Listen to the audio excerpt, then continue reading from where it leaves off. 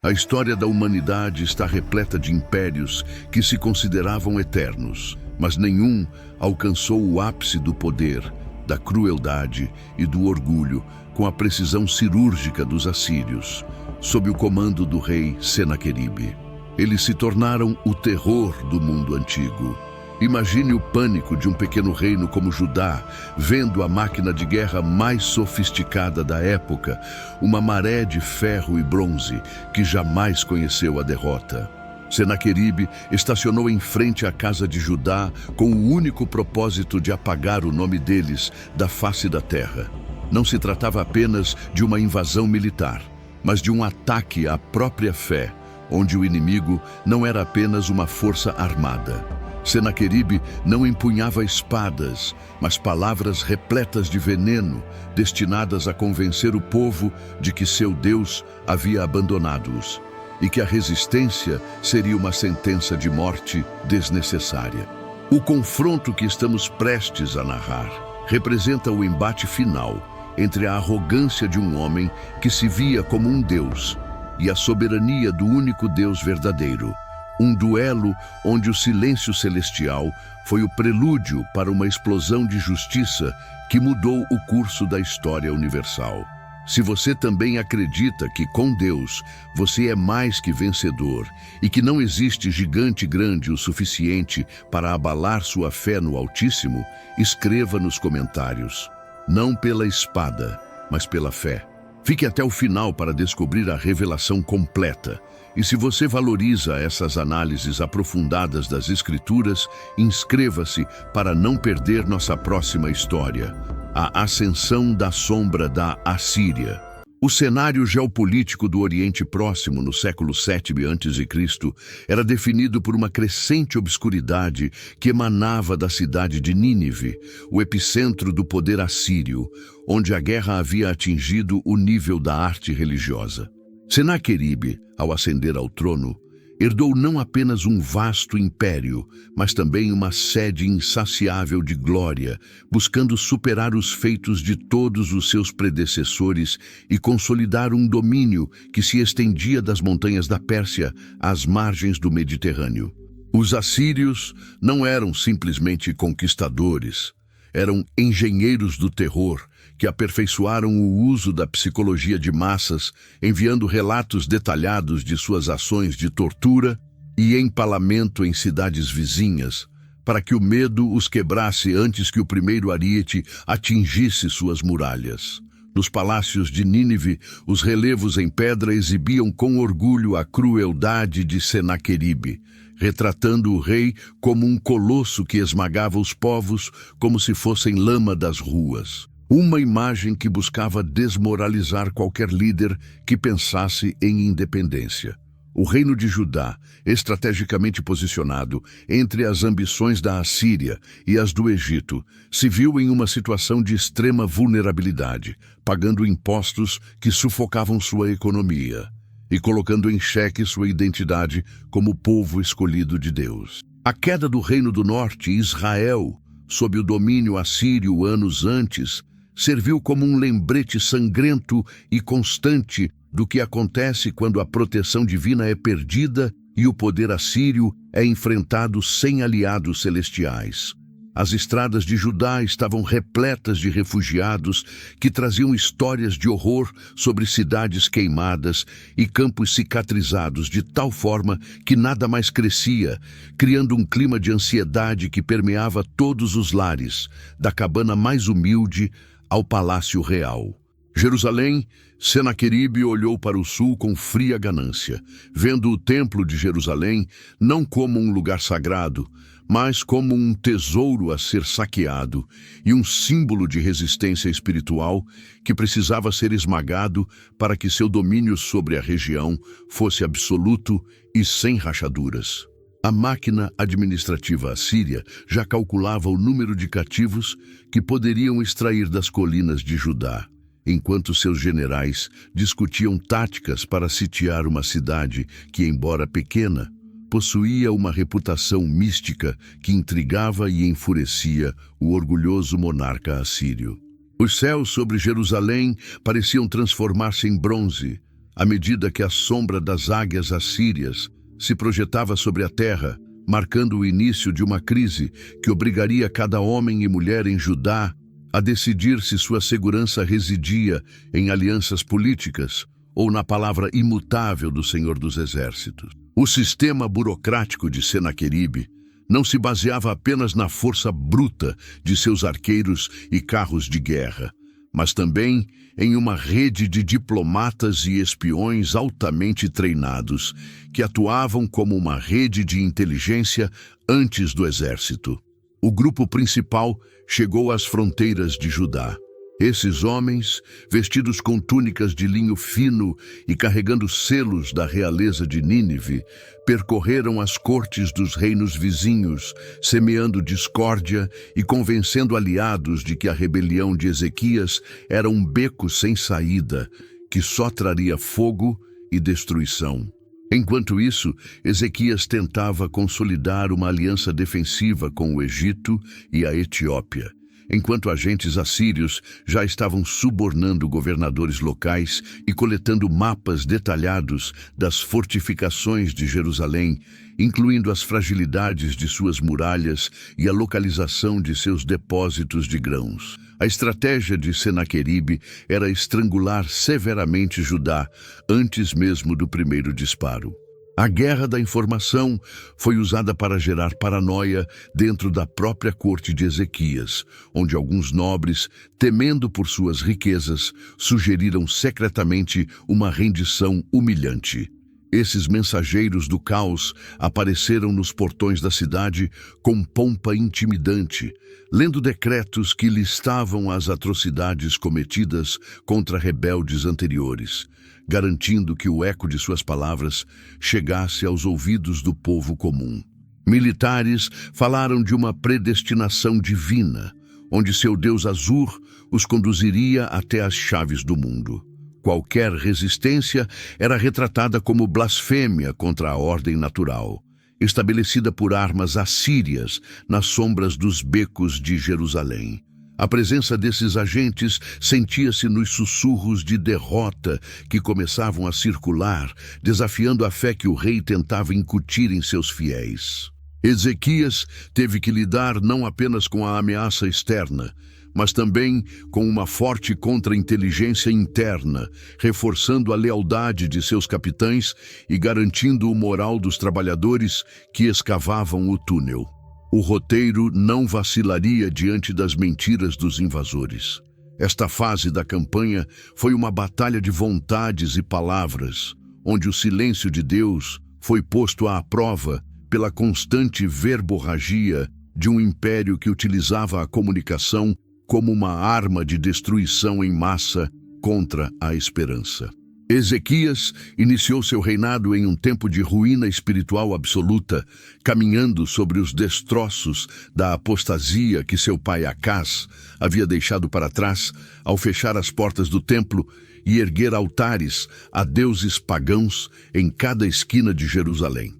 Ao contrário de seu pai, Ezequias possuía uma visão clara e uma determinação inabalável de restaurar a aliança com Deus, entendendo que a crise política de Judá era apenas um sintoma de uma doença muito mais profunda, a infidelidade religiosa. Com uma urgência que beirava o desespero sagrado, o jovem rei ordenou a reabertura da casa de Deus no primeiro mês de seu reinado, convocando os levitas para purificar o santuário e eliminar todo vestígio de idolatria que contaminara o lugar mais sagrado durante décadas. Ele não se limitou a uma reforma superficial. Ezequias destruiu os altares nos lugares altos, quebrou as imagens e derrubou os símbolos da calçada, chegando a quebrar em pedaços a serpente de bronze que Moisés havia feito, pois o povo havia começado a adorá-la como um ídolo, em vez de se lembrar do milagre original. O segundo livro de Crônicas, capítulo 29, detalha como o rei exortou os sacerdotes a não serem negligentes, lembrando-lhes que Deus os havia escolhido para ministrar em sua presença, restaurando assim a dignidade da adoração e a esperança a um povo que se sentia perdido e à deriva. Essa purificação interna foi o prelúdio para sua decisão política mais ousada: a recusa em continuar pagando uma homenagem humilhante a Senaqueribe, um ato que muitos de seus conselheiros consideraram suicídio diplomático. Mas, para Ezequias, foi uma declaração de independência espiritual. O rei sabia que, ao deixar de financiar a máquina de guerra síria, estava convidando a guerra para a porta de sua cidade. Então, iniciou uma preparação física exaustiva, que incluiu o reforço das muralhas da cidade e a construção de torres defensivas adicionais. Uma de suas maiores conquistas em engenharia foi o desvio das águas da nascente de Guion por meio de um túnel escavado na rocha viva para o interior da cidade. Uma obra-prima de previsão que garantiu que, enquanto os inimigos sitiavam Jerusalém, a cidade tivesse um suprimento inesgotável de água doce. Ezequias não queria que os habitantes fora dos muros sofressem com a sede, nem que Jerusalém ficasse sem água. Ele era um místico passivo, um estrategista que acreditava que fé e diligência deveriam andar de mãos dadas e que a proteção divina se manifestaria por meio da sabedoria e do trabalho árduo de um povo comprometido. A vida deles era um testemunho de que a verdadeira reforma começa no coração e se estende à infraestrutura da nação, preparando o terreno para um conflito onde a integridade de um homem entraria em choque com a brutalidade de um império. Enquanto o rei trabalhava para fortificar Jerusalém, seu coração permanecia ancorado na promessa de que Deus não abandonaria aqueles que sinceramente buscavam sua face, mesmo quando o horizonte estivesse tomado pelas lanças do inimigo mais poderoso do mundo conhecido, a marcha imparável dos invasores. A resposta de Senaqueribe à rebelião de Ezequias foi uma mobilização militar de proporções épicas, uma demonstração de força projetada para que nenhuma outra nação jamais considerasse desafiar o jugo assírio. O exército assírio avançava como uma inundação devastadora, uma massa compacta de infantaria pesada, arqueiros de elite e carros de guerra que utilizavam tecnologia de ponta para destruir tudo em seu caminho. As crônicas assírias descrevem em detalhes como Senaqueribe sitiou e capturou 46 cidades fortificadas de Judá, empregando rampas de cerco maciças e arietes revestidos de couro molhado para resistir às flechas incendiárias dos defensores.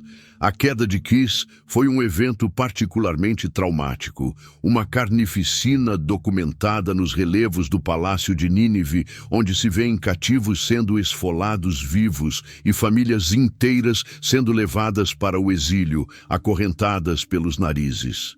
Do acampamento na ilha, o cheiro de morte e fumaça se espalhava pelos vales, que se estendiam até os habitantes de Jerusalém, que observavam horrorizados as colunas de fumaça das cidades vizinhas se erguendo aos céus, sinalizando o avanço imparável da destruição. Senaqueribe não buscava apenas a conquista territorial, mas a erradicação da moralidade de Judá, enviando mensageiros que narravam a queda de outros reinos que confiaram em seus próprios deuses e terminaram em cinzas. Cada passo dos soldados assírios foi concebido para criar uma sensação de inevitabilidade, como se o próprio destino estivesse escrito na língua de Nínive, e não houvesse poder no universo capaz de alterar o curso da vitória assíria. Os campos de Judá, que outrora ressoavam com os cânticos da colheita, estavam agora cobertos pelos cadáveres dos defensores, e o clangor metálico das armas inimigas sendo afiadas para o ataque final contra a capital. O rei assírio sentia-se como um caçador que finalmente encurralara sua presa, desfrutando do momento de terror que sua mera menção provocava nos corações daqueles que ainda ousavam respirar o ar da liberdade. Entretanto, Jerusalém, Com seus muros, tornava-se uma ilha de resistência em meio a um oceano de conquistas, transformada no último refúgio para um remanescente que assistia ao mundo que conheciam desmoronar sob o peso da ambição de um único homem. O planejamento logístico de Senaqueribe era tão perfeito que até mesmo as fontes externas de água foram bloqueadas ou desviadas, aplicando um cerco sufocante que visava levar a cidade à rendição pela fome e sede, antes mesmo do primeiro soldado assírio ter que escalar uma muralha. O rugido das máquinas de cerco às portas de Judá, quando a fase diplomática terminou e as espadas foram desembainhadas, marcou a transformação da paisagem das colinas da Judéia em um cemitério de madeira e ferro. Os assírios foram os primeiros a usar arietes montados sobre rodas e protegidos por torres de cerco que permitiam aos seus arqueiros disparar de uma posição elevada diretamente em direção aos defensores nas ameias. Essas máquinas, que os profetas compararam a feras rugindo, eram empurradas por centenas de cativos, enquanto os sapadores assírios cavavam túneis sob os alicerces das torres defensivas para enfraquecê-las e causar seu colapso. Em cidades como Aseca e Líbna, a chegada dessas máquinas sinalizava o início do fim. O som ritmado do metal batendo na pedra ressoou como as batidas do coração de uma alma monstruosa, devorando a segurança dos habitantes de Judá. Os engenheiros de Senaqueribe eram mestres em desviar recursos, criando rampas de terra tão imponentes que permitiram que exércitos inteiros caminhassem diretamente sobre as muralhas inimigas, eliminando a vantagem da altura que Jerusalém possuía. A fumaça das fornalhas assírias cobria o horizonte, enquanto milhares de flechas eram produzidas diariamente para alimentar uma chuva incessante de morte que buscava exaurir as reservas de escudos e a determinação do remanescente fiel. Cada cidade que sucumbiu fornecia mais madeira e mais prisioneiros para construir máquinas ainda maiores para o ataque final contra o templo, criando uma progressão de destruição que parecia matematicamente impossível de impedir. Ezequias, observando das torres de Jerusalém, viu como a criatividade humana foi colocada a serviço do mal absoluto, percebendo que nenhuma obra de engenharia humana, por mais brilhante que fosse, poderia resistir indefinidamente à implementação da ciência militar. A atmosfera estava impregnada com o odor de resina queimando e ferro fervente, sinalizando que Senaqueribe não estava ali apenas para uma escaramuça, mas para apagar fisicamente cada pedra que lembrava a glória da casa de Davi. A fé do povo era a única coisa que os arietes assírios não conseguiam destruir facilmente, mas até mesmo essa fé começava a desmoronar sob o peso visual de tais gigantes da guerra, se aproximando com a lentidão de um julgamento inevitável. A crise da prata e o peso do sacrifício. Em um momento de extrema fraqueza e incerteza, antes da intervenção final de Deus, Ezequias foi forçado a tomar uma decisão dolorosa que testou a integridade física do templo que tanto prezava. Ele tentava ganhar tempo que parecia estar se esgotando. O rei enviou emissários a Senaqueribe, que estava em Lanaquis, reconhecendo seu erro e oferecendo-se para pagar qualquer tributo que lhe fosse imposto para que o exército assírio se retirasse de suas fronteiras. A exigência de Senaqueribe era excessiva. 300 talentos de prata e 30 talentos de ouro, uma quantia que o tesouro real de Judá não podia cobrir, sim, somente após anos de crise e guerra.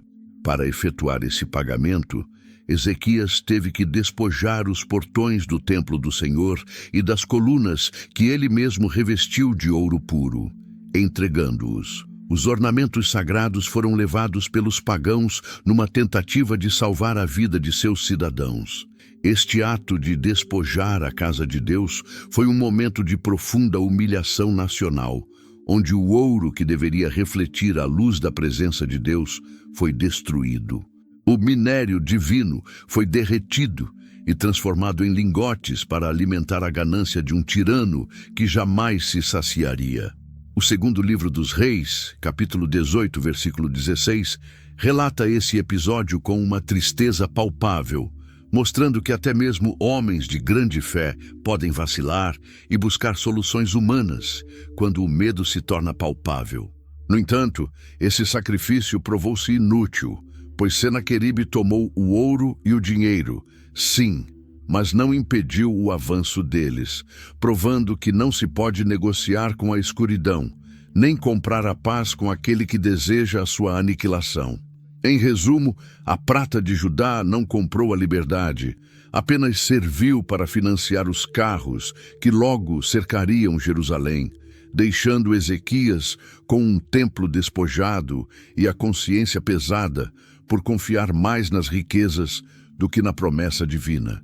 Essa amarga lição foi necessária para que o rei compreendesse que a libertação não viria do que ele pudesse dar aos homens, mas do que Deus estivesse disposto a dar por seu próprio nome.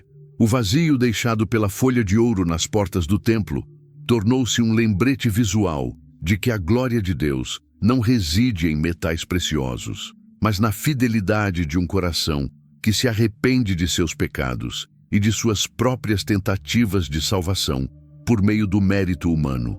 A voz da blasfêmia diante dos muros. O cerco psicológico chegou ao clímax da história quando Rapassá, o chefe dos oficiais de Senaqueribe, apareceu diante das muralhas de Jerusalém com uma escolta imponente para entregar um ultimato que era, em essência, um manifesto de blasfêmia e absoluto desprezo. Ele optou por não falar na língua diplomática da época, o aramaico, mas com astúcia usou o hebraico, a língua do povo, de modo que todos os soldados e cidadãos que o ouviam nas paredes sentiram o impacto direto de suas ameaças. Suas palavras não eram apenas ataques militares, mas um ataque direto à teologia de Judá, questionando a capacidade de Deus de salvar e sugerindo que o próprio Jeová havia enviado os assírios para punir Ezequias por ter destruído os lugares altos. O arrebatamento zombou da confiança de Judá no Egito, descrevendo-a como uma cana quebrada que perfuraria a mão de qualquer um que se apoiasse nela e desafiando o exército do reino, oferecendo-lhe 2,00 cavalos, caso conseguisse encontrar jóqueis para eles, o que evidenciava a fragilidade patética do exército do reino. "Não o engane, Ezequias!" gritou o emissário, tentando romper o laço de lealdade entre o rei e seu povo, prometendo-lhes uma terra de trigo e vinho, enquanto ocultava que essa promessa inevitavelmente terminaria em deportação e escravidão. Os relatos oficiais encontram-se no segundo livro dos Reis, capítulo 18, versículo 33. O assírio listou as divindades de Ramate, Arpade e Sefardita, perguntando com desdém se talvez algum daqueles deuses tivesse sido capaz de livrar sua terra das mãos do rei da Assíria. A atmosfera no muro estava envolta num silêncio sepulcral, uma tensão tão densa que podia ser cortada com uma faca, enquanto os líderes de Jerusalém, Eliaquim, Sebna, ouviram com as vestes rasgadas a catarata de insultos dirigidos contra o Deus vivo. A estratégia dos invasores era clara: despojar o povo de sua única arma verdadeira, que era a sua fé, e substituí-la por uma lógica puramente humana, onde os números e a força bruta sempre venciam. Cada palavra de blasfêmia era um desafio direto à soberania do Criador, uma provocação que buscava forçar Deus a sair do seu silêncio ou permitir que seu nome fosse arrastado pela lama da derrota. Os habitantes de Jerusalém se viram em uma encruzilhada espiritual, confrontados com a voz de um inimigo que parecia ter todas as evidências de que o mundo se voltava a seu favor, enquanto o Deus de seus pais permanecia invisível e silencioso atrás das cortinas do templo. O choro dos ministros e o clamor do povo. Após o fracasso da diplomacia e o pagamento do tributo, Rapazá retornou com fúria renovada, e a cena nos portões de Jerusalém tornou-se um cenário de completa desolação. O local se transformou em um cemitério de esperanças, quando os ministros de Ezequias retornaram ao palácio vestidos com suas roupas originais. Eliaquim, filho de Hilquias, responsável pela casa, e Sebna, o escrivão, e eu, filho de Asaf, o chanceler, caminhávamos pelas ruas da cidade com cabeças cobertas de cinzas, simbolizando o luto de uma nação que se sentia condenada à morte. O povo, vendo seus líderes em tamanho desespero, começou a chorar nas praças, e o som do lamento se misturava ao vento que carregava os gritos de guerra do acampamento assírio, que se estendia como uma mancha negra ao redor dos muros. Não era um grito de rendição covarde, mas o dilaceramento de uma alma coletiva que assistia a sua herança sagrada ser insultada por estrangeiros que não conheciam nem a lei de Deus, nem o respeito pela vida humana. As mães abraçavam seus filhos no silêncio das casas, enquanto os anciãos se lembravam das promessas feitas aos patriarcas, perguntando-se se o fim da linhagem de Davi finalmente havia chegado nas mãos de um rei idólatra. A tensão era tão grande que qualquer movimento na parede provocava uma onda de pânico. Mas, em meio àquele choro, um clamor começou a tomar forma que não buscava mais prata ou alianças, mas a pura justiça dos céus. O povo começou a entender que estavam sozinhos no mundo físico, que o Egito não viria e que as cidades de Judá não mais existiriam.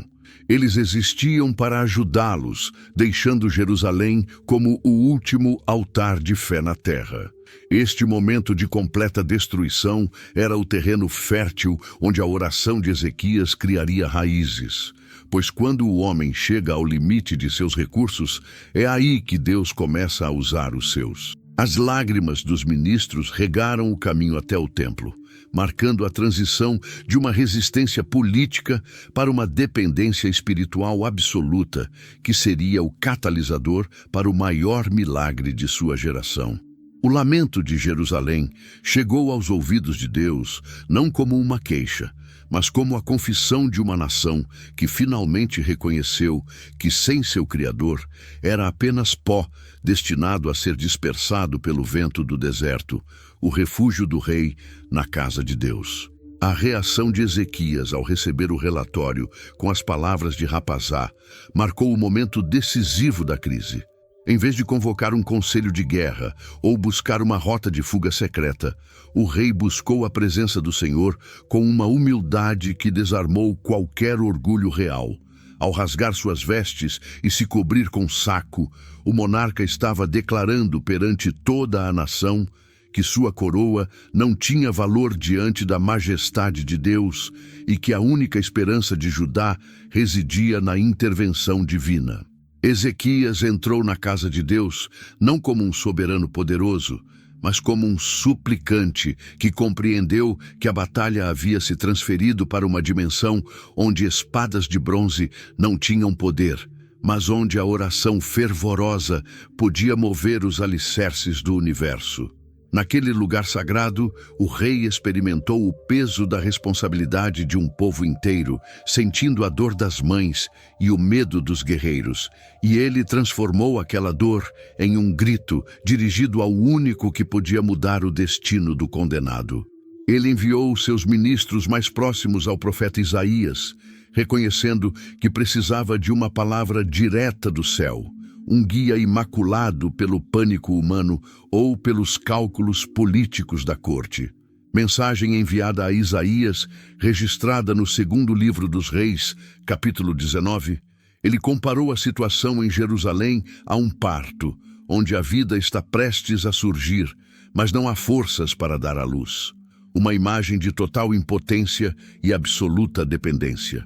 Ezequias não tentou barganhar com Deus, oferecendo sacrifícios futuros ou promessas vazias.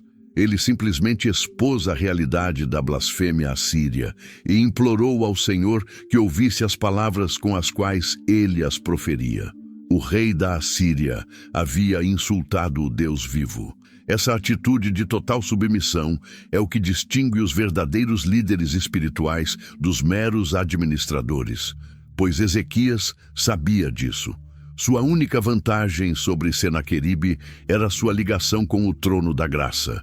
Enquanto as tochas do exército assírio brilhavam fora da cidade, mas apenas uma lâmpada permanecia acesa no coração do rei, alimentada pela esperança de que Deus não permitisse que seu nome fosse pisoteado por um mortal orgulhoso. O templo que Ezequias havia purificado com tanto esmero no início de seu reinado, tornou-se agora sua fortaleza mais inexpugnável, o lugar onde o medo se transformou em fé e a angústia em espera pela salvação. A resposta profética de Isaías. O profeta Isaías, que havia caminhado pelas ruas de Jerusalém durante anos, alertando sobre as consequências da desobediência, recebeu os mensageiros do rei com uma serenidade que só pode vir de alguém que contemplou a glória de Deus no lugar santíssimo. Antes que os mensageiros pudessem terminar de relatar o horror das palavras do inimigo, a palavra do Senhor já fluía através do profeta como um rio de água viva, destinado a extinguir o fogo do medo que tomou conta do coração da cidade. Isaías deu uma resposta que não continha meias palavras nem sugestões táticas, mas um decreto absoluto de vitória. Assim dirás ao teu Senhor: não temas as palavras que ouviste. Deus identificou as blasfêmias dos servos de Senaqueribe como uma afronta pessoal, deixando claro que o conflito não era mais entre a Assíria e Judá, mas entre Senaqueribe e o Criador dos céus. O profeta anunciou que Deus colocaria um espírito no rei assírio, que ouviria um rumor, uma distração providencial que o forçaria a levantar o cerco e retornar à sua terra, onde seria, em última análise, julgado por sua própria arrogância. Como está escrito em Isaías, capítulo 37, versículo 7, a opinião do profeta era tão absoluta que ele falava do futuro como se já fosse um fato consumado, registrado nos arquivos do céu, desafiando a lógica dos generais que viam o cerco assírio como impossível de romper. Esta palavra profética serviu como uma âncora para a alma da nação, fornecendo uma base sólida sobre a qual os defensores podiam se manter firmes, enquanto o caos continuava a rugir do lado de fora dos muros. Isaías não apenas ofereceu consolo, mas redefiniu a identidade de Judá como objeto do zelo divino, lembrando ao povo que sua existência não dependia da vontade de um imperador terreno, mas da aliança eterna de Deus com a casa de Davi. A presença do profeta na cidade era um lembrete visível de que o céu não estava em silêncio, mas sim ativo, processando a sentença contra a injustiça e o orgulho que os assírios representavam. Enquanto os Rapsaces continuavam com seus gritos de intimidação, a voz calma de Isaías lembrava aos fiéis que aquele que se assenta nos céus rirão dos planos dos homens, e a palavra final sempre pertence ao Senhor dos Exércitos. Carta de desafio e oração de Ezequias a Senaqueribe. Ao saber que o rei da Etiópia estava se mobilizando contra ele, Senaqueribe decidiu enviar uma última comunicação mais agressiva a Ezequias antes de ter que lidar com a nova frente de batalha. Esperando que o terror terminasse o trabalho que suas armas ainda não haviam feito, essa carta não foi entregue verbalmente por um emissário, mas sim por escrito, selada com o selo imperial, contendo uma lista das conquistas assírias e uma zombaria direta da fé pessoal de Ezequias em seu Deus. O monarca assírio listou as nações desoladas e perguntou com frieza matemática: será que os deuses de Ezequias libertaram as nações que meus ancestrais destruíram? Ao receber este documento arrogante, Ezequias realizou um dos atos de fé mais comoventes registrados nas Escrituras. Ele subiu à casa do Senhor e espalhou a carta fisicamente diante da presença manifesta de Deus. Com esse gesto, O rei estava dizendo que o problema era grande demais para suas mãos, e ele precisava dos olhos de Deus para ver diretamente a insolência do homem que ousou desafiar o Todo-Poderoso. Sua oração detalhada encontra-se no segundo livro dos Reis, capítulo 19. Começa com uma adoração profunda que estabelece a hierarquia do universo, reconhecendo Jeová como o único Deus sobre todos os reinos e o Criador do céu e da terra. Ezequias admitiu honestamente que as notícias sobre a destruição de outras nações eram verdade, mas ele apontou corretamente que esses deuses eram falsos, fabricados por homens e, portanto, incapazes de agir ou salvar. O cerne de seu apelo não era simplesmente pela sobrevivência de Judá, mas pela vindicação da glória de Deus perante os olhos de todo o mundo, pedindo por salvação para que todas as nações soubessem que só o Senhor é Deus. Essa oração não era um murmúrio temeroso, mas um grito de autoridade espiritual que apelava à justiça do juiz de toda a terra, colocando a honra divina em primeiro lugar como o principal argumento de sua intercessão. No silêncio do templo, a fé de um homem tornou-se a ponte pela qual o poder do céu desceria para humilhar o orgulho da terra, provando que nenhuma ameaça pode prevalecer sobre o decreto daquele que guarda Israel. A visão de restauração entre as sombras do cerco, mesmo nos momentos mais perigosos, quando os arietes assírios já estavam em posição e a fome começava a aparecer nos bairros mais pobres da cidade. O profeta Isaías não falou apenas de julgamento contra a Síria, mas de uma visão gloriosa de restauração que sustentou o espírito dos fiéis. Isaías caminhou através dos muros não para inspecionar as pedras, mas para declarar que de Jerusalém viria um remanescente e do Monte Sião, aqueles que seriam salvos, assegurando que o zelo do Senhor dos Exércitos faria isso por amor aos seus pactos. Essa visão profética era como um fogo que aquecia os soldados nas noites frias de guarda, lembrando-lhes que sua cidade não era apenas uma fortaleza de pedra, mas a cidade do grande rei, o centro de um propósito. Um tempo eterno que Senaqueribe não conseguia compreender. O profeta falou de um tempo em que as lanças seriam transformadas em arados e onde o deserto floresceria. Palavras que pareciam loucura enquanto o exército mais destrutivo da história os cercava. Mas para aqueles com ouvidos espirituais, elas eram a única realidade verdadeira. Isaías desafiou a narrativa assíria da inevitabilidade, pintando um quadro onde o orgulho de Senaqueribe foi derrubado como uma árvore gigante do Líbano, restando apenas um tronco do qual brotaria uma renovação da justiça.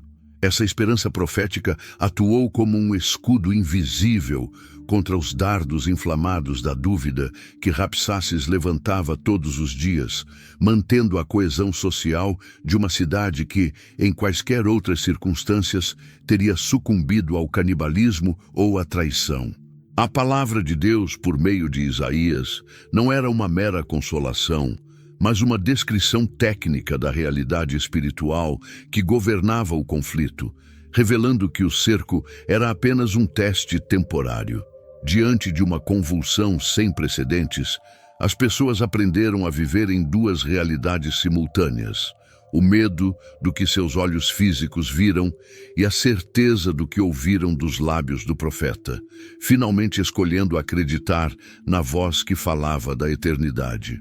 Essa visão de restauração foi o que impediu a venda de Jerusalém por uma tigela de lentilhas assírias, mantendo sua santidade em meio à imundície da guerra e preparando o coração da nação para receber o milagre com gratidão e não apenas com alívio. O desafio aos deuses das nações. Uma das táticas mais cruéis de Senaqueribe foi a exibição pública dos ídolos capturados de outras nações, exibindo-os como troféus de guerra para demonstrar que nenhum poder espiritual poderia resistir ao seu avanço. O raptor gritou da base da muralha os nomes de deuses que outrora foram temidos no norte e no leste, zombando de como seus sacerdotes choraram enquanto seus templos eram saqueados e suas imagens foram derretidas para cunhar moedas para a Síria. Esse desafio não era apenas contra Judá, mas uma declaração de guerra contrariando o próprio conceito de divindade que não era subordinado ao trono de Nínive, elevando Senaqueribe a um status de divindade suprema que julgava os deuses menores da terra. No entanto, esse mesmo orgulho foi sua perdição, pois ao associar o Deus vivo de Israel aos ídolos de madeira e pedra de Amate e Arpade, Senaqueribe cometeu um erro teológico que desencadeou o julgamento divino. O povo de Judá ouviu esses insultos e, guiados por Ezequias, mantiveram um silêncio sagrado, pois o rei havia ordenado expressamente que não respondessem ao blasfemo com uma única palavra. Esse silêncio não era de covardia, mas de reverência, deixando que o próprio Deus defendesse a sua causa contra as provocações de um mortal que acreditava que era eterno. A distinção entre ídolos que têm olhos, mas não veem, e o Deus de Israel, que vê desde a eternidade, tornou-se o ponto focal da resistência espiritual de Jerusalém, criando uma atmosfera de expectativa sagrada. Ezequias sabia que cada palavra de desprezo proferida pelos Rapsaces contra o Altíssimo foi mais um prego no caixão do exército assírio, pois Deus é zeloso por sua glória e não permite que seu nome seja profanado indefinidamente. O confronto não era mais sobre território ou tributo, mas sobre a verdade de quem governa o universo. Um duelo de altares, onde o Templo de Jerusalém se erguia como o último bastião da luz contra as trevas da Assíria totalitária. Enquanto os assírios celebravam suas vitórias passadas sobre falsos deuses, dentro de Jerusalém estava sendo preparado o palco para que o verdadeiro Deus demonstrasse porque ele não tem igual nem concorrente entre todos os filhos dos homens. O desprezo divino contra o rei da Assíria. A resposta de Deus à oração de Ezequias chegou com veemência poética e um fogo de julgamento através de uma nova profecia de Isaías, que se tornou o porta-voz do desprezo sagrado contra o imperador de Nínive. A mensagem de Deus foi uma obra-prima de ironia e autoridade, onde o Senhor riu das pretensões de Senaqueribe, chamando-o a prestar contas de sua cegueira espiritual e ignorância a respeito de quem é o verdadeiro autor de suas vitórias passadas. A quem vocês insultaram e blasfemaram? Perguntou o Senhor de seu trono, revelando que cada uma das palavras arrogantes do assírio foi registrada como um ataque direto contra o Santo de Israel. Deus expôs as ilusões de grandeza de Senaqueribe, que acreditava ter secado rios e conquistado montanhas com sua própria força, quando, na realidade, ele era apenas um instrumento temporário no plano de Deus para punir as nações pecadoras. A profecia afirmava que, por causa de sua arrogância, Deus colocaria seu anzol no nariz do rei e suas rédeas em seus lábios, assim como os assírios faziam com seus cativos, para obrigá-lo a retornar à sua terra com o rabo entre as pernas. Conforme descrito em Isaías, capítulo 37, o Senhor prometeu um sinal de restauração para Judá. Embora naquele ano e no seguinte eles tivessem que comer o que crescesse naturalmente por causa do cerco, no terceiro ano eles semeariam e colheriam com total liberdade. O decreto final foi absoluto. O rei da Assíria não entraria em Jerusalém, não dispararia um único tiro. Se uma flecha fosse atirada contra ela, ele nem sequer ergueria uma rampa de cerco, porque o próprio Deus defenderia a cidade por amor a si mesmo e por amor a Davi.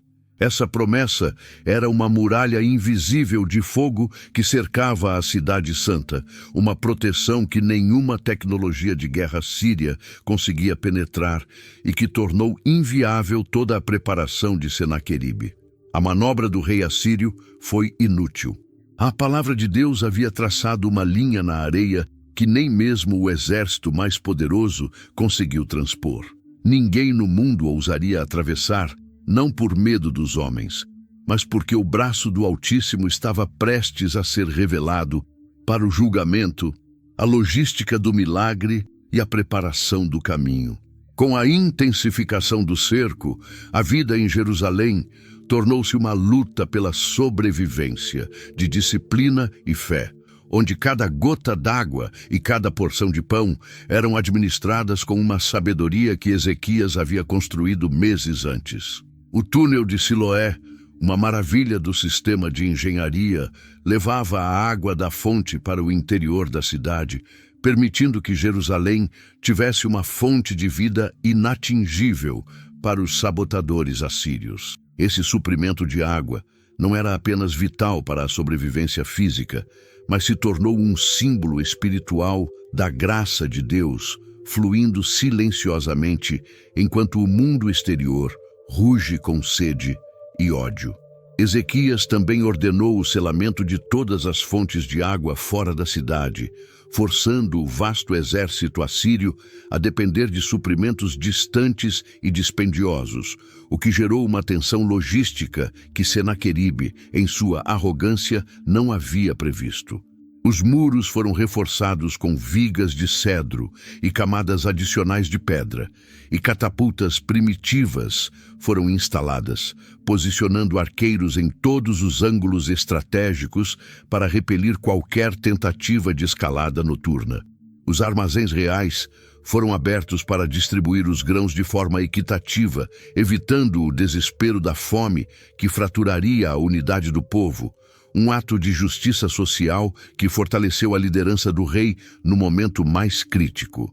A ordem e a limpeza foram mantidas na cidade para prevenir pragas, uma medida que contrastava fortemente com o acampamento assírio, onde a reunião de milhares de homens e animais começava a gerar condições insalubres que Deus usaria mais tarde. A preparação de Ezequias foi a estrutura humana sobre a qual Deus pintou seu milagre, demonstrando que a providência divina não anula a responsabilidade humana, mas sim que o poder e a coroa com sucesso. Todos os homens na muralha sabiam que seu trabalho era observar, mas que a verdadeira proteção vinha daquele que nunca dorme, criando uma sinergia perfeita entre a vigilância militar e a oração incessante. Por meio disso, Jerusalém tornou-se um organismo vivo, pulsando com um único propósito: perdurar até que o braço do Senhor fosse revelado, confiando que a preparação física era apenas o altar onde a oferta seria feita. Sacrifício da fé, o mistério dos rumores e a confusão assíria como parte do julgamento divino anunciado por Isaías. Um espírito de confusão e um rumor perturbador começaram a infiltrar-se no alto comando assírio, enfraquecendo a confiança de Senaqueribe, que foi abalada justamente quando ele se preparava para o golpe final. Chegaram notícias de movimentações das tropas do rei da Etiópia, Tiraca, que avançava com um enorme exército para socorrer Judá, forçando Senaqueribe a dividir suas forças e repensar sua estratégia de cerco. Esse rumor não foi uma coincidência geopolítica, mas uma manobra divina para distrair o predador e dar-lhe um descanso na barragem, demonstrando que Deus controla os movimentos de todas as nações para proteger os seus escolhidos. A paranoia começou a tomar conta dos generais assírios, que passaram a suspeitar de traições internas e espiões infiltrados, quebrando a unidade monolítica que os tornara invencíveis por anos. Senaqueribe, dividido entre o desejo de destruir Jerusalém e a necessidade de proteger seus flancos contra os etíopes, começou a cometer erros táticos e enviar mensagens contraditórias que geraram caos em sua própria cadeia de comando. Sua voz, antes firme e blasfema, agora tremia de raiva e suspeita, pois o rei assírio sentiu pela primeira vez que os fios da história escapavam por entre seus dedos. Essa sensação de espanto foi o primeiro sinal de que a mão de Deus estava agindo no reino invisível, desmantelando a confiança do inimigo antes de destruir seu corpo físico. Entretanto, em Jerusalém, a notícia da aproximação dos etíopes foi vista não como salvação da humanidade, mas como confirmação de que Deus estava movendo as peças no tabuleiro de xadrez mundial a seu favor. A confusão no acampamento assírio era um eco do julgamento que recai sobre os orgulhosos, que, confiando unicamente em sua própria inteligência, acabam se tornando vítimas de seus próprios pesadelos e medos infundados. Deus usou os mesmos meios que Senaqueribe usou para aterrorizar com rumores e notícias falsas, a fim de desestabilizar seu governo, quebrar seu coração e prepará-lo para a derrota final na noite do anjo. A solidão do profeta na torre de vigia, Isaías, o homem que carregou nos ombros o peso da revelação divina, passava longas noites em oração e vigília, contemplando do alto da cidade o mar de tochas assírias cercando Sião. Sua solidão não era de isolamento, mas de profunda comunhão com o Altíssimo, de modo que as ameaças da terra lhe pareciam sussurros insignificantes em comparação com o rugido da glória celestial. O profeta enxergou além das carruagens de ferro. Ele viu as hostes celestiais prontas para intervir, e seu papel era manter viva a chama da esperança em uma cidade que muitas vezes só via a morte à espreita no canto. Cada palavra proferida por Isaías carregava o peso da eternidade, e sua própria presença nas ruas da cidade inspirava um respeito que acalmava os tumultos e abafava os gritos de pânico. Não era fácil ser o portador de uma promessa tão ousada quando a realidade física gritava o contrário. Mas Isaías jamais vacilou, pois seus olhos viram o Rei, o Senhor dos Exércitos, assentado num trono alto e sublime. Sua intercessão foi a muralha invisível que protegia a alma de Ezequias, dando força ao rei para não ceder quando as pressões políticas se tornassem insuportáveis. O profeta compreendeu que Jerusalém era o palco para um drama cósmico que afetaria todas as gerações futuras. E sua fidelidade naquele momento de crise garantiu que a mensagem de salvação de Deus não se perdesse em meio aos escombros da guerra.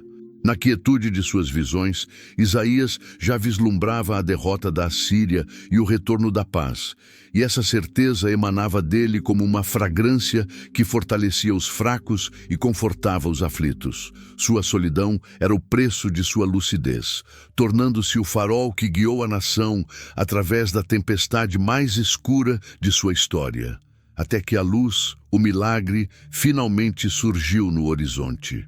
O peso do pecado e o arrependimento nacional.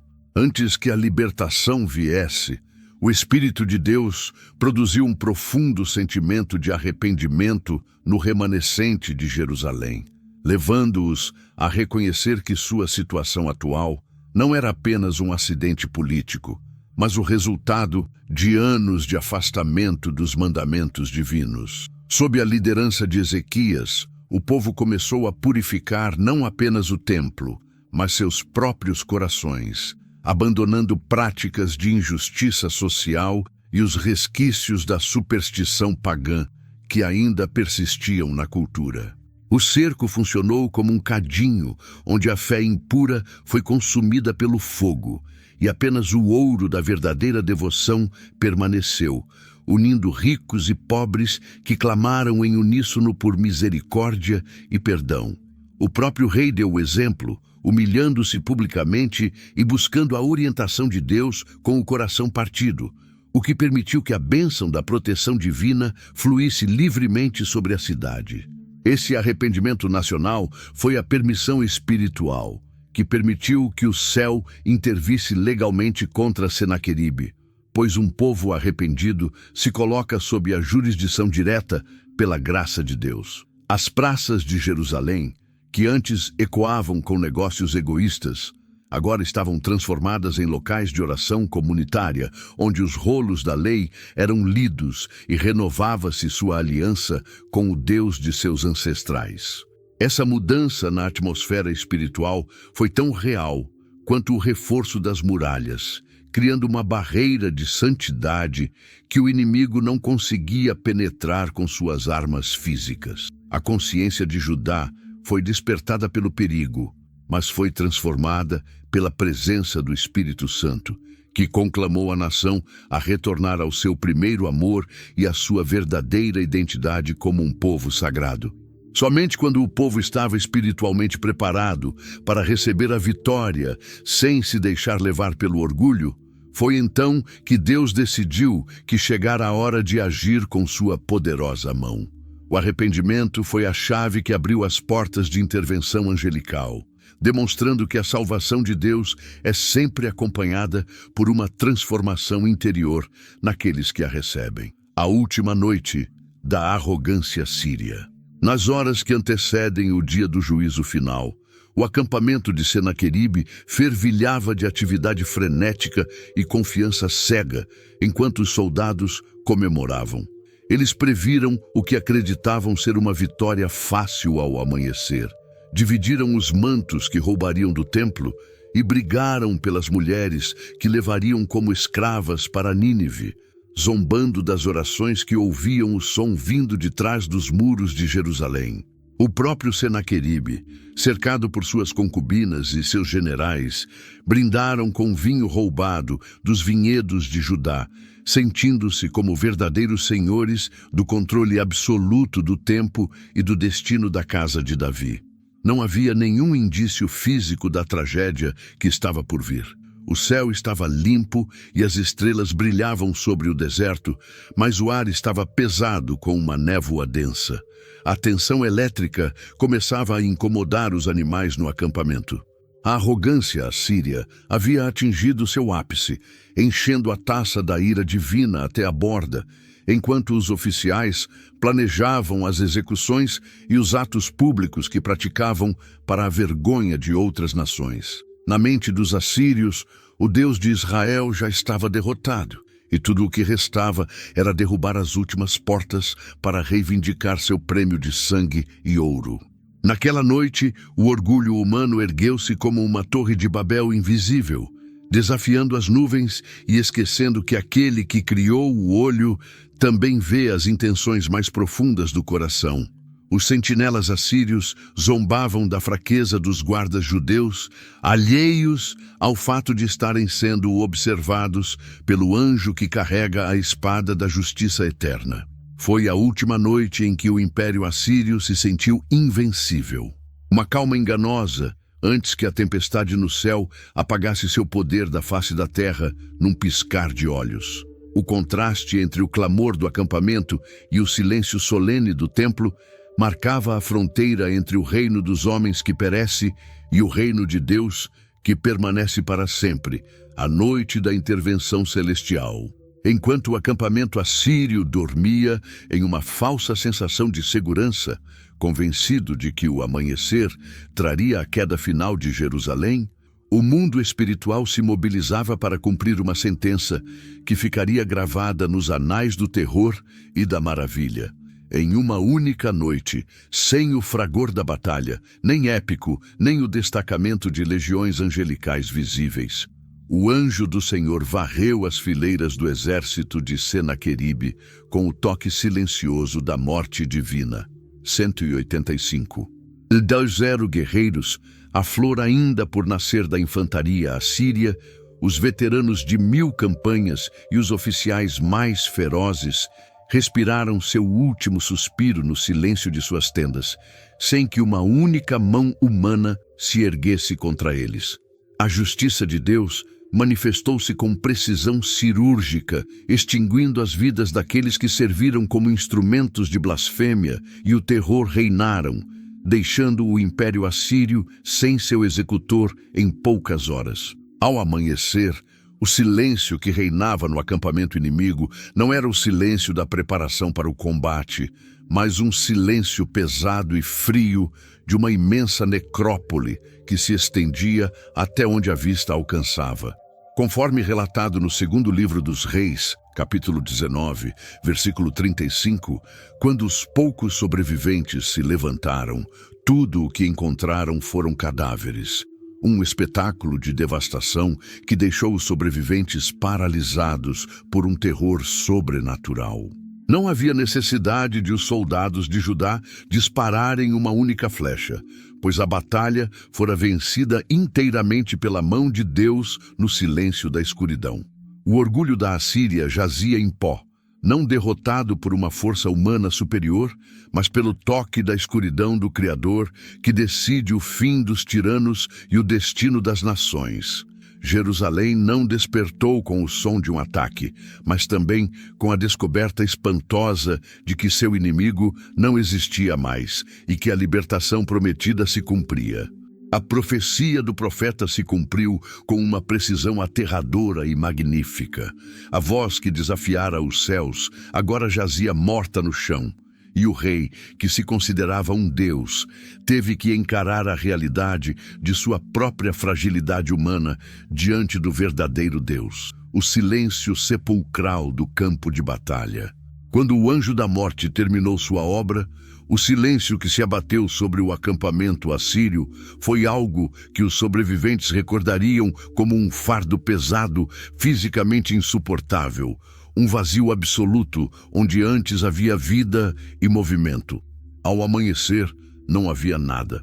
Sem trombetas anunciando o ataque, sem cavalos relinchando por comida, apenas o som do vento movendo as lonas das tendas sobre milhares de corpos que pareciam estar dormindo, mas que já não pertenciam a este mundo.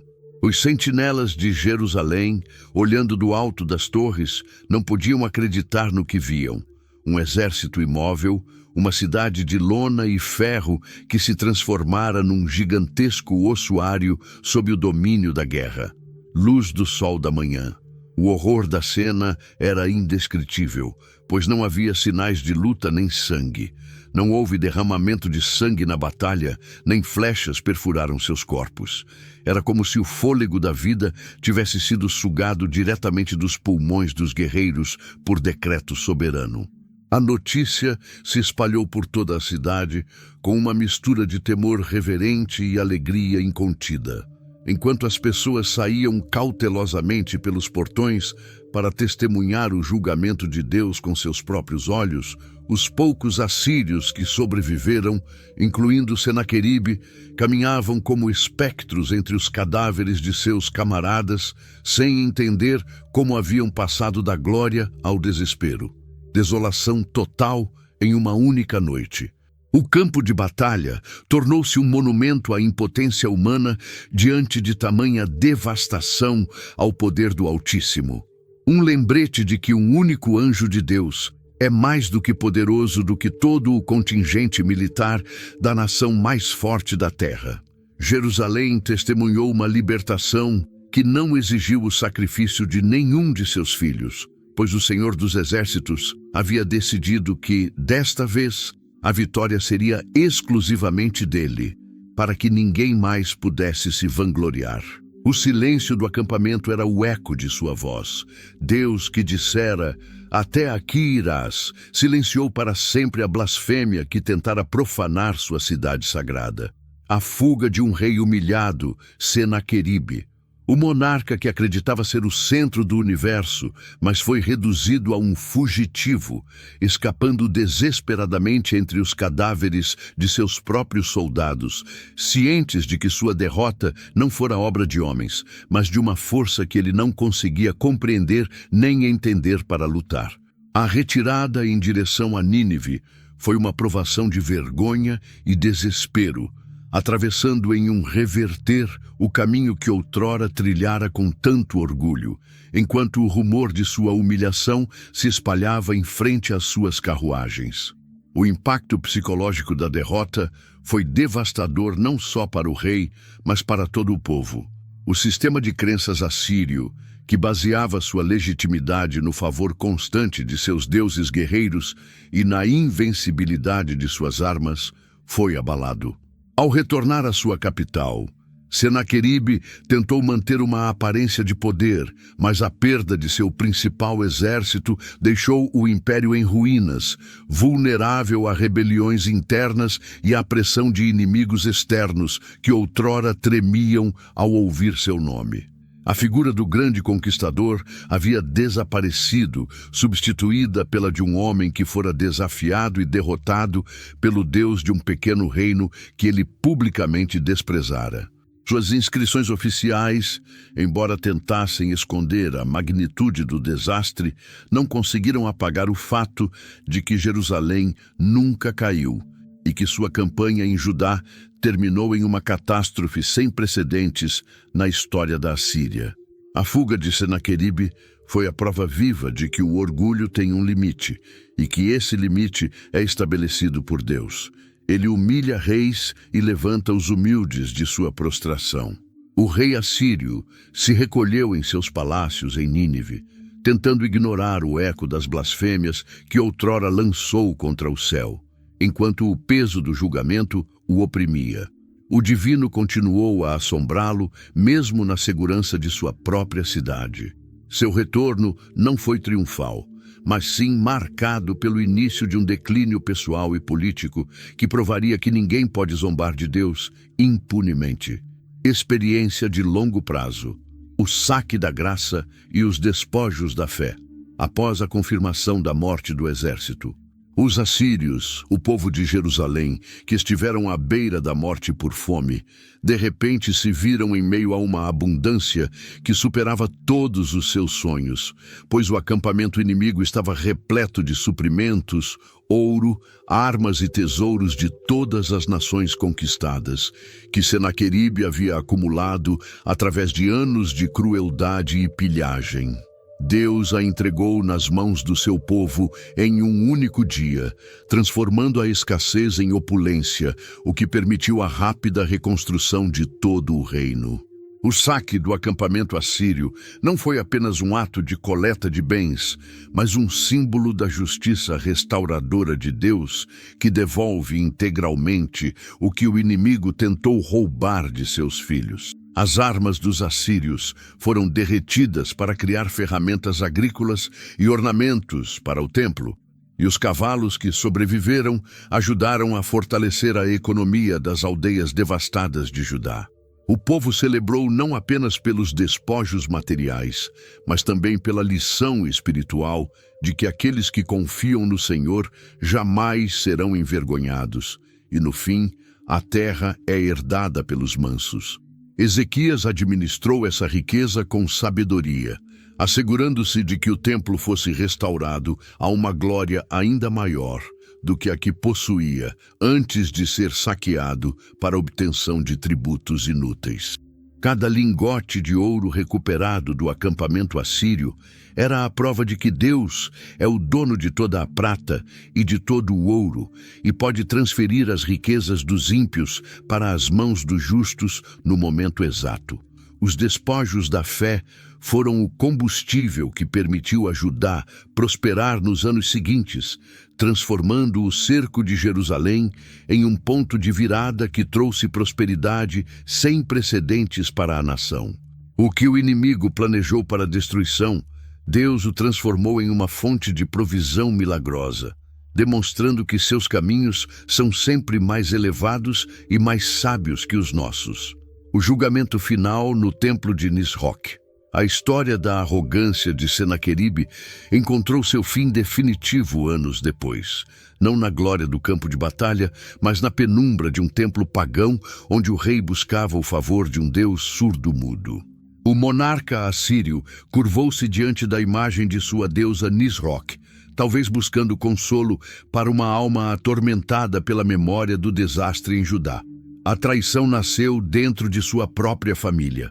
Seus próprios filhos, Adrameleque e Sarezer, foram traiçoeiramente atacados e mortos com uma espada, cumprindo assim a profecia que Isaías proferira décadas antes sobre seu fim violento. Este ato de parricídio foi o epílogo perfeito para uma vida dedicada à violência e ao desprezo pelo sagrado, demonstrando que quem vive pela espada inevitavelmente acaba perecendo por ela. O templo de Nisroch, longe de ser um refúgio seguro, tornou-se o cenário de sua queda final, ressaltando a impotência dos ídolos da Assíria diante do decreto soberano do Deus de Israel. A ironia de morrer pelas mãos de seus próprios descendentes, a quem ele mesmo havia trilhado o caminho da ambição implacável, evidenciando o vazio de um legado construído sobre crueldade e orgulho excessivo. O segundo livro dos Reis, capítulo 19, versículo 37, registra esse final com uma sobriedade que permite que os fatos falem por si mesmos sobre a justiça de Deus, que não esquece nem demora. Senaqueribe passou de terror das nações a vítima de sua própria casa, uma lição eterna sobre a fragilidade do poder humano quando se levanta contra a ordem divina do universo. Enquanto seu nome, nos anais da história, tornou-se sinônimo de derrota e traição, o testemunho da libertação de Jerusalém continuou a brilhar como uma joia de fé para todos os crentes do mundo inteiro. O silêncio de Deus, que tanto perturbou os habitantes de Judá durante o cerco, finalmente se transformou em um grito de vitória que ressoou desde os muros de Jerusalém até as ruínas do palácio de Nínive, a prosperidade de Judá e o legado de Ezequias. Após a partida dos assírios, Judá entrou em uma era de restauração e abundância que foi vista por todos como uma confirmação física do favor espiritual que Ezequias havia buscado com tanta diligência. A terra, que havia sido pisoteada pelos invasores, começou a produzir com abundância sobrenatural, e a cidade de Jerusalém tornou-se um centro de louvor e gratidão, onde o nome de Deus era exaltado acima de qualquer outra pessoa. Ezequias não apenas desfrutou de paz externa, mas continuou a fortalecer a infraestrutura do reino, acumulando tesouros e gado, e respeito por todas as nações vizinhas que enviaram presentes e ofertas ao rei que Deus havia libertado. O legado de Ezequias se consolidou como um homem que, embora conhecesse a fraqueza e o medo, escolheu a confiança radical no Altíssimo como sua principal estratégia para a sobrevivência nacional.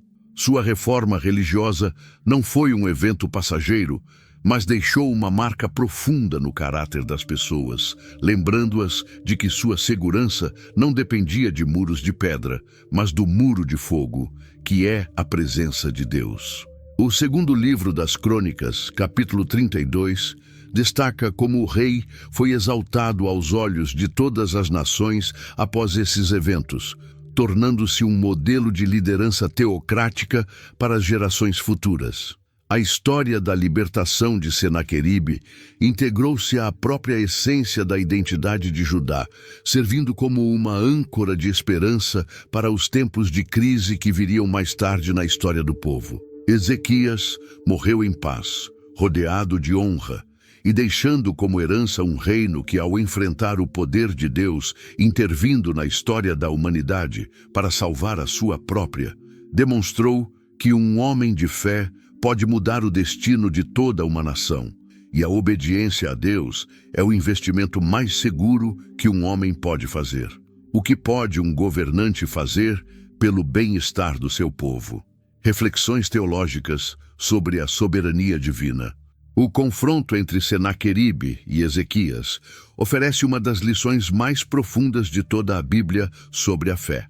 A natureza da soberania de Deus e sua resposta ao orgulho dos homens nos ensinam que nenhuma ameaça, por mais realista que pareça, está além do controle do Criador, e que as palavras do inimigo são frequentemente o palco que Deus usa para demonstrar sua glória da forma mais plena e intensa.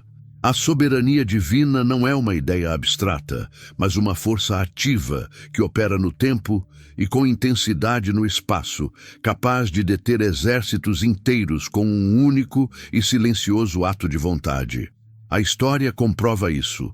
O orgulho é o pecado que Deus mais rejeita, especialmente quando esse orgulho se manifesta como zombaria diretamente relacionado ao seu caráter e à sua capacidade de proteger os filhos. Por outro lado, A fé de Ezequias nos revela que a oração não é um último recurso desesperado, mas a ferramenta mais poderosa que podemos usar. O crente possui o poder de mobilizar os recursos do céu em favor da justiça. A soberania de Deus é manifestada tanto na proteção dos humildes quanto na queda dos orgulhosos, mantendo um equilíbrio perfeito onde todo ato humano recebe sua justa retribuição divina. Esta história bíblica nos convida a olhar além das circunstâncias visíveis, lembrando-nos que o que vemos é apenas uma pequena parte da realidade total governada pelo Senhor dos Exércitos.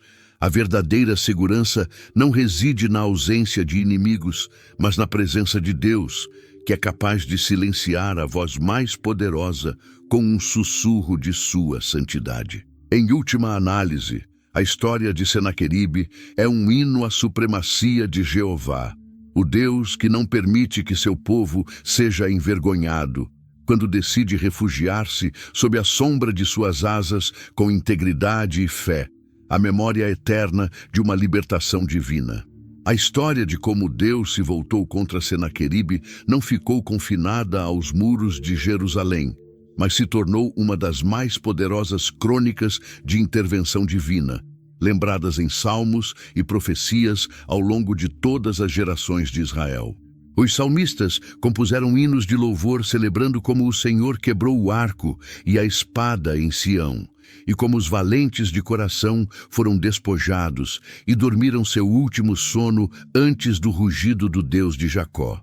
Essa memória eterna serviu como um escudo para o povo em tempos futuros de crise, lembrando-os de que, não importa quão sombrio seja o cenário político ou quão forte seja o inimigo, o Deus que salvou Ezequias permanece o mesmo ontem, hoje e para sempre.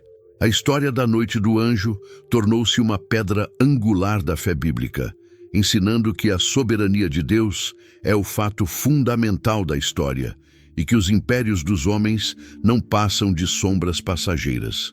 Jerusalém tornou-se um símbolo da invencibilidade daqueles que se refugiam no nome do Senhor. E o túmulo vazio do exército assírio era o monumento que testemunhava que ninguém pode desafiar o Criador e prevalecer. O legado dessa vitória não foi apenas militar ou político, mas profundamente teológico, estabelecendo que a honra de Deus está ligada à proteção do seu povo quando este anda em obediência e fé.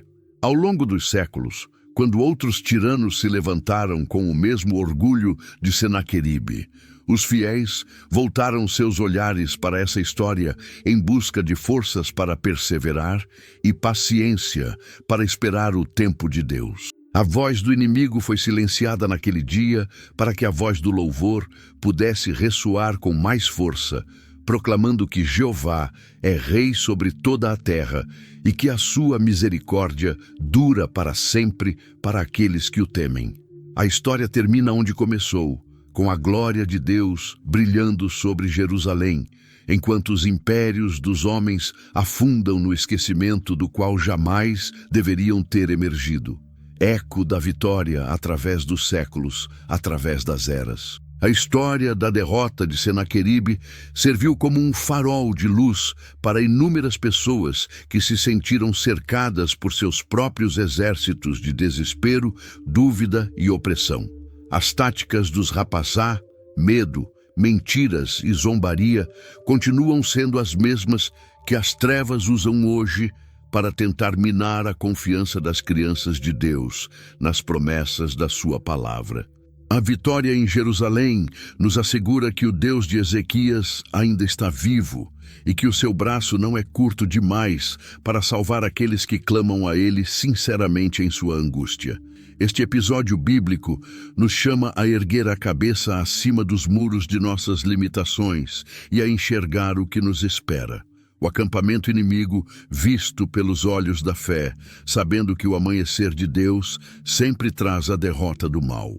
A história nos ensina que não devemos temer rumores de guerra ou cartas ameaçadoras enviadas pelo mundo, pois nossa identidade está oculta naquele que tem a palavra final sobre nossas vidas e nosso futuro, O eco da vitória em Jerusalém ressoa em cada coração que escolhe não se render à intimidação, lembrando-os de que somos parte de um reino que não pode ser abalado pelos tiranos desta era. Toda vez que nos lembramos de como Deus silenciou a voz do inimigo, nós fortalecemos a nossa própria voz para declarar que não há poder na terra que possa deter os propósitos eternos do Altíssimo. Que esta história seja para você uma armadura de esperança, uma espada da verdade e um lembrete constante de que aquele que está contigo é maior do que aquele que está no mundo. A história de Senaqueribe não é um fim, mas um lembrete de que cada cerco na vida é uma oportunidade para Deus escrever um novo capítulo de salvação e glória em sua própria história de fé. A quietude que envolveu Jerusalém após a fuga das sombras assírias não foi um vazio, mas uma plenitude carregada com a presença daquele que guarda seus filhos com zelo eterno. Olhando para o vale onde a blasfêmia outrora rugia, Ezequias não viu ruínas, mas o testemunho silencioso de que o orgulho humano não passa de um sopro comparado à majestade do Todo-Poderoso. Você também, neste exato momento, pode estender diante do Senhor aquelas cartas que estão lhe roubando o sono hoje, sabendo que Ele mesmo, Deus, que deteve a mais feroz máquina de guerra da antiguidade, está atento aos sussurros do seu coração. Não permita que o ruído do mundo abafe a promessa de paz que o céu decretou para a sua casa. Lembre-se de que a batalha não é sua, mas daquele que já venceu. Se esta jornada pela fidelidade de Deus fortaleceu seu espírito, comente. Lá embaixo, sob suas asas, estou seguro. Assim saberemos que a fé continua a erguer muros invisíveis contra o medo no coração do seu povo. Inscreva-se para continuar esta jornada pelas profundezas da escrita e compartilhe. Esta mensagem é para alguém que precisa se lembrar hoje de que, quando o inimigo levanta a voz para intimidar, Deus está presente e Ele levanta a mão para salvar.